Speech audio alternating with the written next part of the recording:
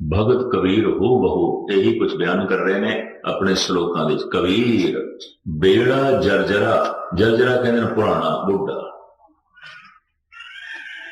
जिंदगी की बेड़ी पुरानी हो गई, शरीर बुढ़ा हो गया। कबीर बेड़ा जर्जरा फूटे 6,000, इस पुरानी बेड़ी विच छिद्र हजारां, छिद्र औगण।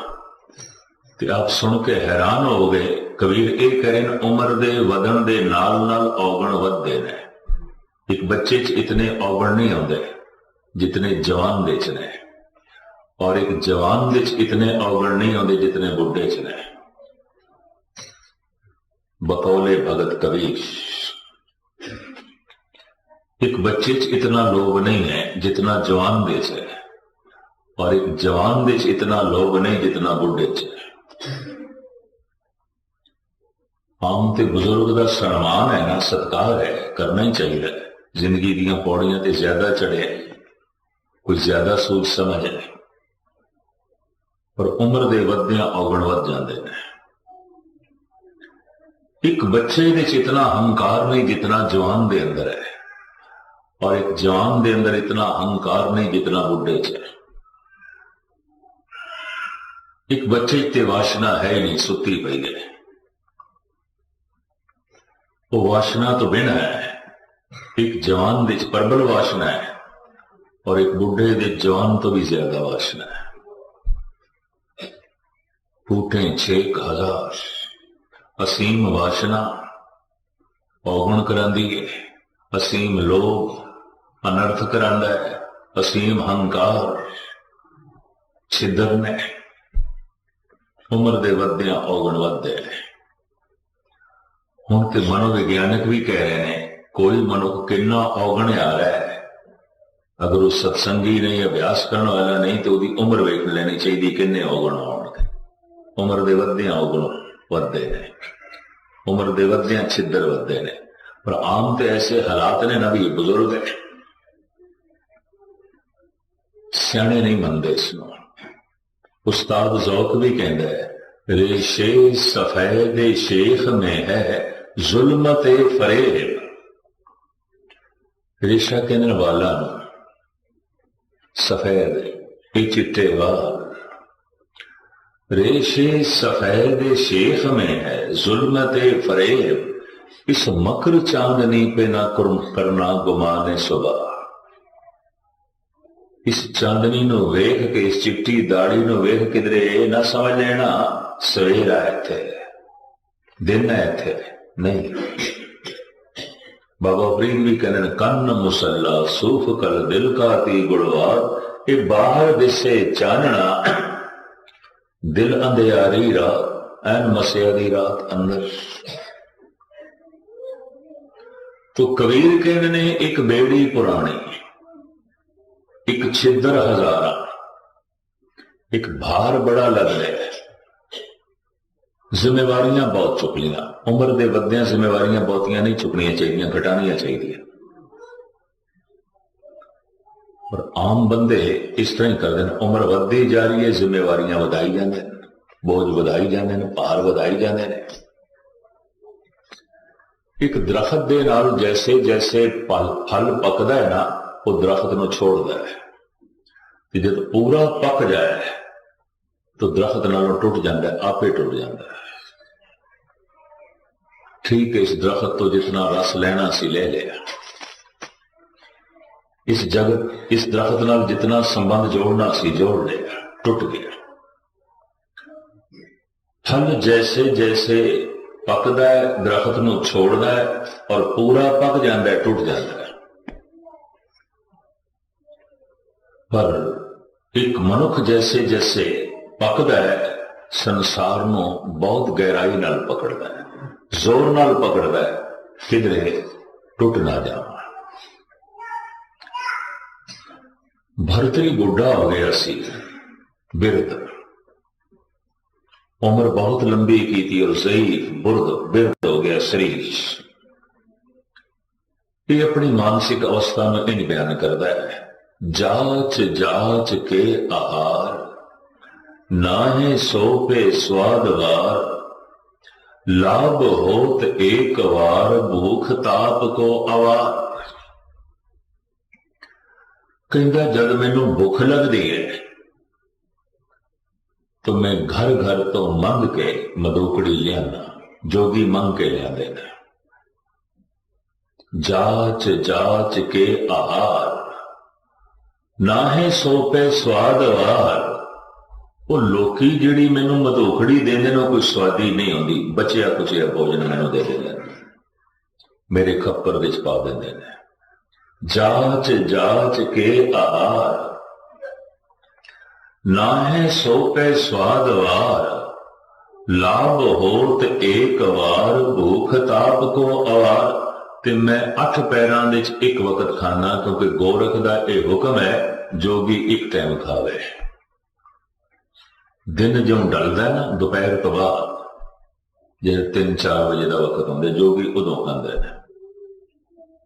ना सवेरे कोई नाश्ता, ना रात का कोई भोजन, उस टाइम खांदे ने। तो कहंदा मैं छकदा एक टाइम आ। इस तरह मैं अपने भुख की ताप नूं मिटाउण की कोशिश करदा। दूसरी पंक्ति, भूम सैन पे बनो, न साक सैन को गिनो, शरीर मात्र पोख नो, न जोबनो सुपेदवार। साधना रात नूं करदे हां, जे किधरे नींद तंग करे ते गोरख ने कहा जमीन ते सो जाओ, ना थल्ले कुछ बिछाओ ना ऊपर कुछ लो। तो नंगी जमीन ते सो जाने और ऊपर भी कुछ नहीं लेंदे, और सौंदे उदों जब अत दी नींद घेर लेंदी है। भूम सैन पे बनो, न साक सैन को गिनो। गोरख का यह हुक्म है किसी साक संबंधी नाल गल भी नहीं करनी, किसी रिश्तेदार दे नेड़े नहीं जाना, किसी रिश्तेदार नूं नेड़े आण नहीं देना, संबंध जोड़ने ही नहीं। भूम सैन पे बनो, न साक सैन को गिनो, शरीर मात्र पोख नो, न जोबनो सुपेदवार। वाल चिट्टे हो गए, जोबन ढल गया, बुढ़ा हो गया, बरतरी ये क्रिया करदियां करदियां बुढ़ा हो गया, जवानी ढल गई है। खीन चीर गोदरी, अनेक लीर सौ करी, करी उजार झौंपरी, अधैन ग्रंथ वार वार। भावें राजे तो जोगी बनया, पर कवि दिमाग बहुत अच्छा है इसका, दार्शनिक है, फिलोसफर है, बड़े गहरे गहरे इसने ग्रंथ लिखे हैं। गुरु नानक ने एवं नहीं चुनिया इस भरतरी को, भरतरी ने कुछ प्रश्न किए ने, गुरु नानक ने समझाया इसको बड़ी हमदर्दी नाल। कहता खीन चीर गोदरी, गोरख ने कहा एक रंग का कपड़ा नहीं पहनना और एक कपड़े का चोला नहीं बनाना, तो टाकियां कट्ठियां कीतियां ने, उन्होंने गोदड़ी कहते हैं। 100-100 लीरां कट्ठियां करके चोला बनाना, उन्होंने गोदड़ी कहते हैं। एक लीर नहीं और एक रंग भी नहीं, कई रंग ते कई तरह का कपड़ा, किधरों कोई कपड़ा मिले, किधरों कोई लीर, किधरों कोई लीर, सारियां कट्ठियां कीतियां गोदड़ी। उन्होंने खिंता भी कहते हैं, गोदड़ी भी कहते हैं। खीन चीर गोदरी, अनेक लीर सौ करी, करी उजार झौंपरी, अधैन ग्रंथ वार वार। बिल्कुल बयाबान जंगल दे जोगी बनाई है झौंपड़ी। गोरख का हुक्म है जिथों आम मनुख लंघते होन, आंदे होन, जांदे होन, उत्थे जोगी नहीं बनानी। गुरु ग्रंथ साहब जी महाराज की सिद्ध गोष्ठ है, ते सिद्ध गुरु नानक देव जी नूं एक थां ते कहंदे ने, बड़ा सोहना रामकली राग दी सिद्ध गोष्ठ है। हाथी बाटी रहे निराले, रुख बिरख उद्याने, कंद मूल आहारो खाइए, अवधू बोले ज्ञाने। जोगी कहते ने ऐ गुरु नानक हाटी बाटी बाट कहते ने रस्ते नूं, हाट कहते ने शहर नूं, कस्बे नूं। रस्ते तो ते कस्बिਆਂ तो एक पासे रहना चाहिए, शहरों च नहीं जाना चाहिए। ते जिस रस्ते ते आम लांघा होवे मनुख लंघदे उत्थे लंघना भी नहीं चाहिए। हाटी बाटी रहे निराले रुख बेरख उद्याने, बिल्कुल बेआबान जंगल दे जिहड़ा कोई रुख होवे ना, बस उहदे थल्ले रहना चाहिए। कंद मूल आहारो खाइए पौधो बोले ज्ञाने, ते उत्थे दे पत्ते ते कंद मूल खा के अपनी उपजीविका चलानी चाहिए और उत्थे बैठ के अभ्यास करना चाहिए। इहदे नाल आत्म सुख मिलता है।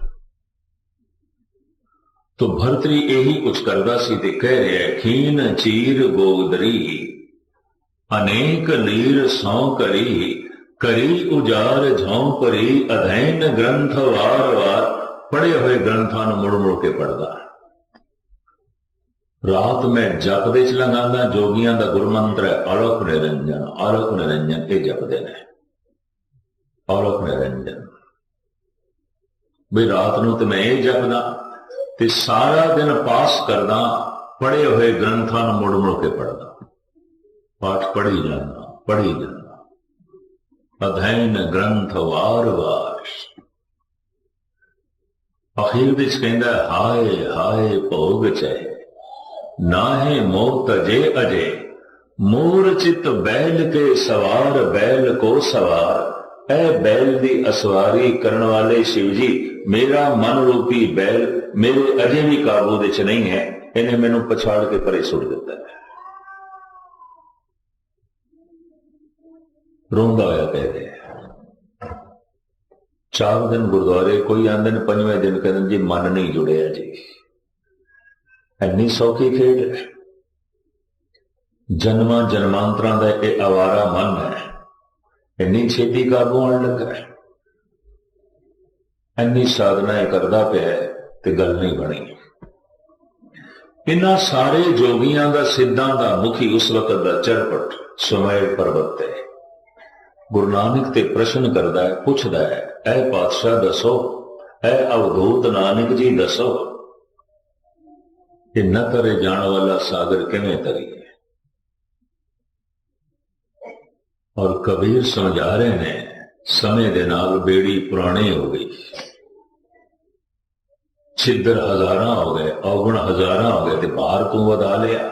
उम्र दे वधिया भार घटाना चाहिए, उम्र दे वधिया लोकी भार वधा लेंदे ने।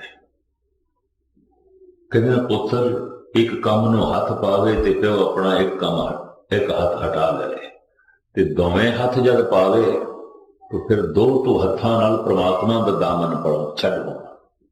एक पासे पोतरे भी कम धंधियां नूं हथ पा लैण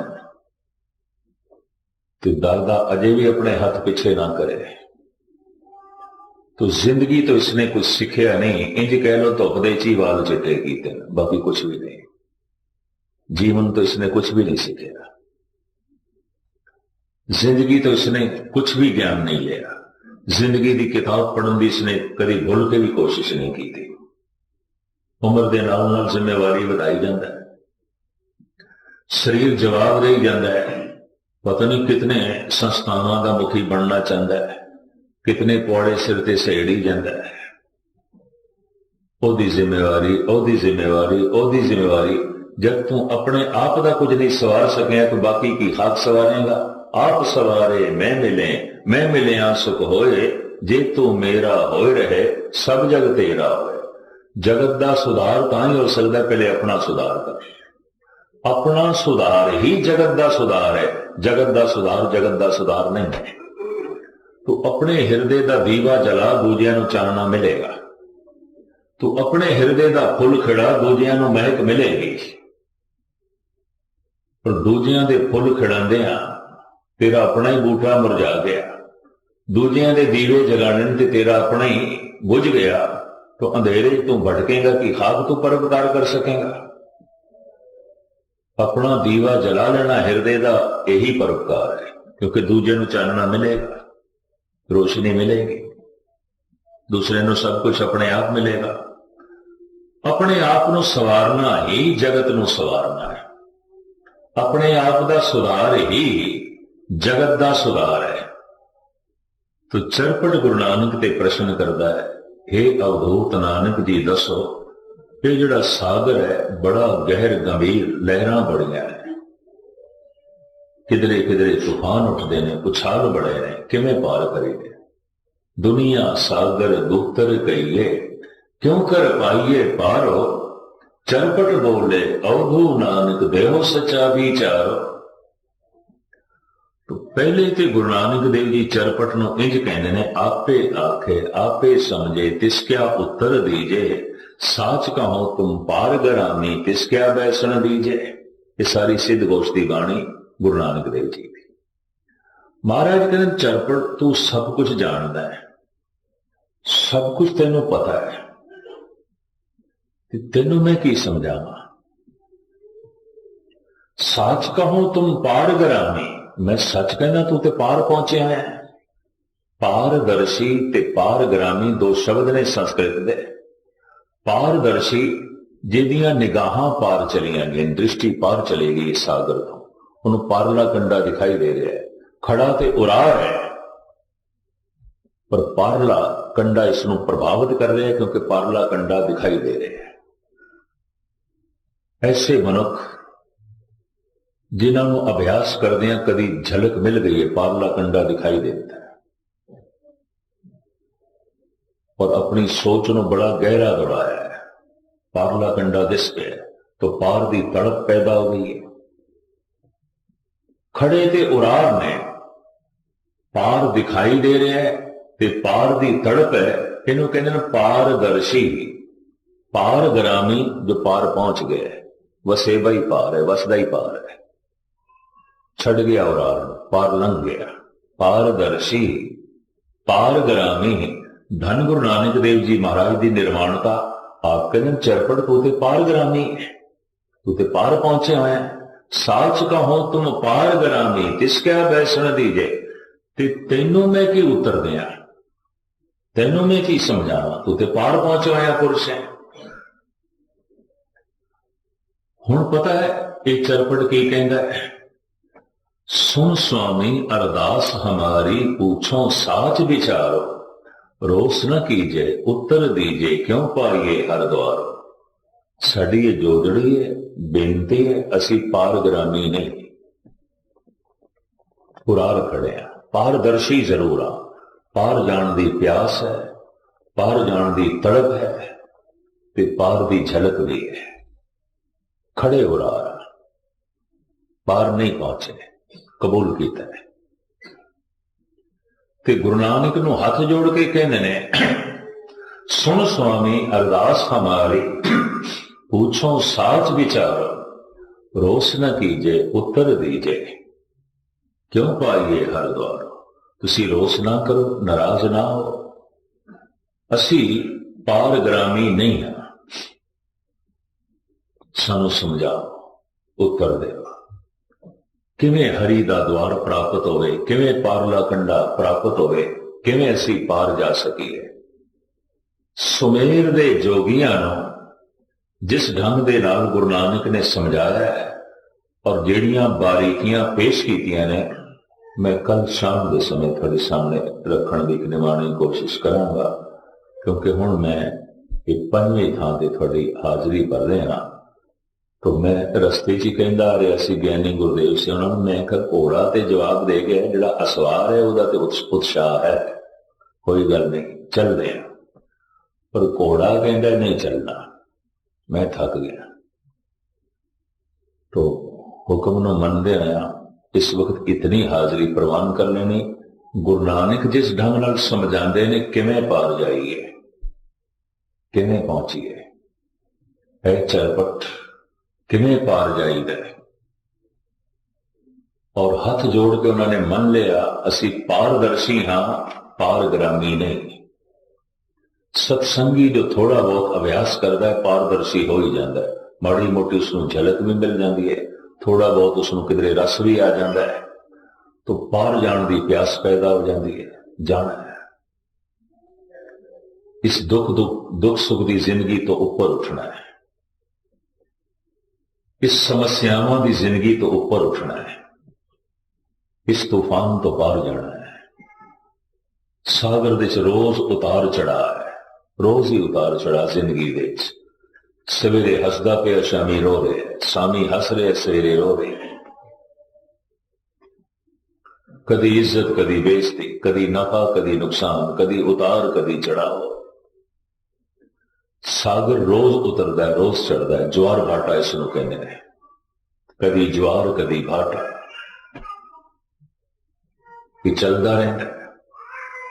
तो किवें इस ज्वार भाटा जो सागर विच है, तूफान है, लहरां है, पार किवें जाएगी, किवें पहुंचीए। जगत दे अवतारी पुरुष कलयुग दे उधारक धन गुरु नानक देव जी महाराज जिस ढंग नाल समझाते हैं, मैं कल तशरीह आप जी के सामने करने की कोशिश करांगा। और सतगुरु रहमत करन के बाबे दे ओ बोल साडे हिरदे च वसन, असीं भी अपनी जिंदगी की बेड़ी नूं पारले कंडे ते ला सकीए। जिवें योगियां नूं उपदेश कीता और योगियां दे बहुते पार होए, इस तरह असीं भी पार जा सकीए इस संसार सागर तो। धन गुरु नानक देव जी महाराज के अगमी बोलों को आपां कल कुछ विचार करके सिखांगे। इत्थे समाप्ति।